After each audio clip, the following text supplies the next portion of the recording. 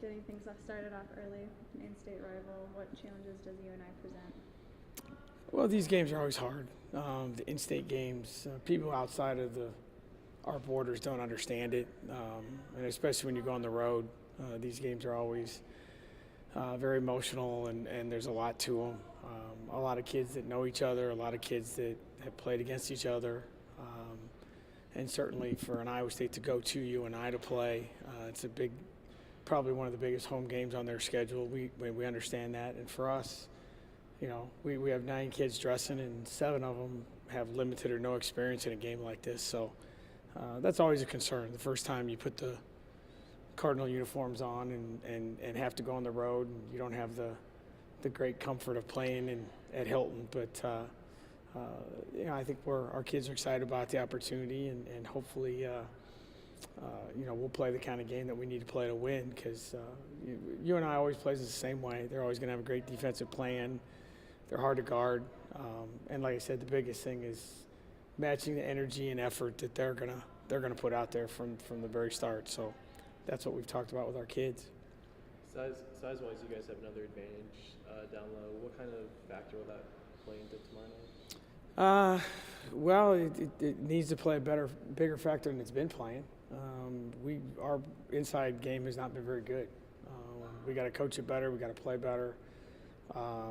It's only an advantage if you play hard, your angles are good. Our post players can't turn the ball over 12 times. Mayer can't go through a whole game and not take a shot. Those are things we got to get better. We got to rebound better, and everyone understands that. The challenge for us is, early in the season when you play, South Dakota, UNI, teams like that, the matchups are really hard, and sometimes it's almost harder for a post player to play against someone shorter. The angles are different, the timing's different, the quickness, stuff like that. But we've got to, we didn't play 2 post players together hardly at all in the South Dakota game. This game, I think we'll play, 2 a little bit more together, because they're going to play 2 post players a little bit more than South Dakota did. So that's a part of our game that we got to clean up. We had 22 turnovers, and 10 of them were completely unforced. Travel, illegal screen, 3 seconds, stepping out of bounds. Things that just have to be coached better and have to be done better. And that's kind of been our. We took Saturday off. We were pretty beat up and tired, and so we got back at it yesterday. So that was kind of the first message to our kids was we got to clean that up, and hopefully that's we'll see some progress yesterday and today in practice. With Emily out, does it change how much you guys kind of want to attack in transition? No, it might mean we have to play faster and shoot quicker. We don't have a true point guard anyway, and the one that's a senior that sort of knows our system is going to be an assistant coach tomorrow night. So, we got to limit the decisions that Ray has to make, that Nia has to make. We're going to play Bridget there some. We don't have a choice. We did it at the end of the game the other night. That's just what we have to do. So, you try and simplify things, and it comes down to simple spacing. Play with good pace. You don't have to be crazy, but don't put those kids in a position where they have to overthink and read too much. It's like a quarterback. The first guy you see open, throw it to him. Don't worry about who's out there. Just and especially on the road. I mean, that's that's a different animal too that they'll have to deal with. But it won't change a ton of things we'll do. We'll simplify things, but hopefully they'll handle it. They did a great job. All the freshmen did a great job in the first game. So I don't think the stage is too big for them at all. But the first time you do it, it's always a different part of the world that they have to deal with. Have you decided who will start at Emily's place? No, we haven't. We practiced everyone there yesterday. We'll evaluate again today. But Ray, Nia, and Bridget all got to look. It'll be Ray or Nia, one of the two. And we'll see how practice goes today. And some of it will be based on what they do too, how much each of them play. But they'll both play, and they both have an understanding of what they need to do. And obviously it's sickening to have anyone get hurt, especially a senior, but it's an opportunity for someone else. I mean, Emily played 22 minutes, so, you got to fill those minutes somewhere, and some of our kids can't play many more minutes than they played the other day. So hopefully keep Bridget out of foul trouble, and hopefully Ray and Nia can handle it. And I have a lot of confidence in them. I think they'll do fine. We just got to put them in the right spots. Is it a mixed emotions kind of deal to be looking over to the opposing bench and seeing one of your sons? Yeah, this game's never any fun. Now it's miserable, to be honest with you. It is. It's a weird deal. You know, to have one son with me and Steven at UNI now, but you know, very proud of them. Both of our kids have done amazing things, and they're good at what they do. They love what they're doing, and it's nice to have them close to home. I mean, it's no fun. I think Billy, when Steven got the job, he tweeted out something like, you know, 365 days, it's great. There's going to be 40 minutes that kind of suck.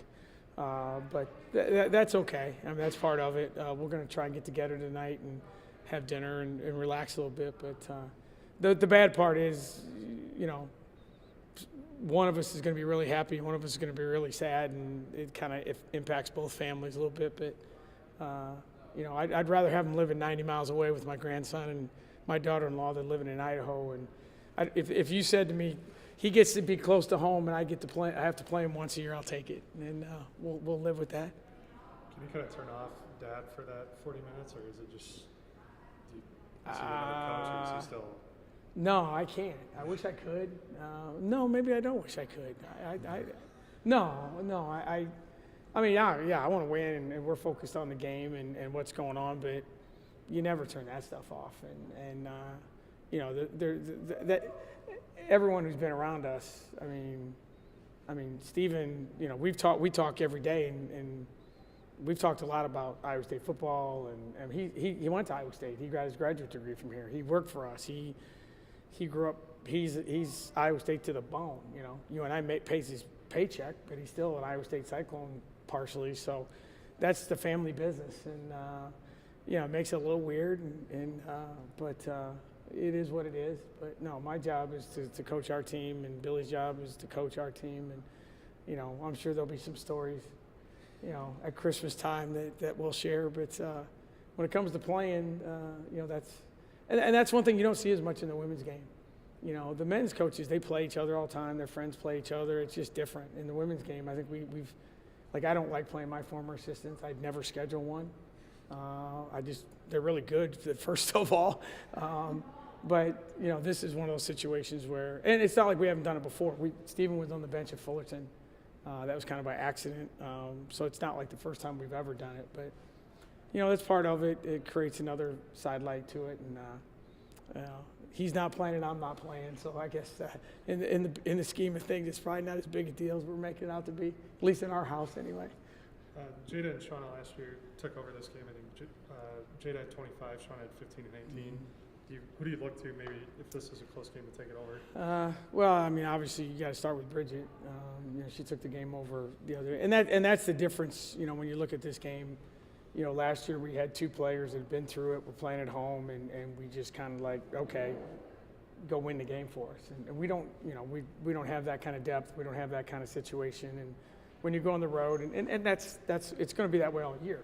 You know, that's where losing Emily hurts a little bit more because of, at least experience-wise, she can get us some points. But, you know, it's a great opportunity. And like I said, I thought the freshmen all, you know, contributed. You know, when you play 92 minutes, and I think that, you know, they had 10 and 9 rebounds. And I don't, you know, and the way UNI usually guards us, Bridget's not going to be able to take over the game very easily. It's going to be someone else have to do some stuff. And, you know, it's just this group of kids is a team that has to be a team. You know, we've had teams in the past where players could win games for us.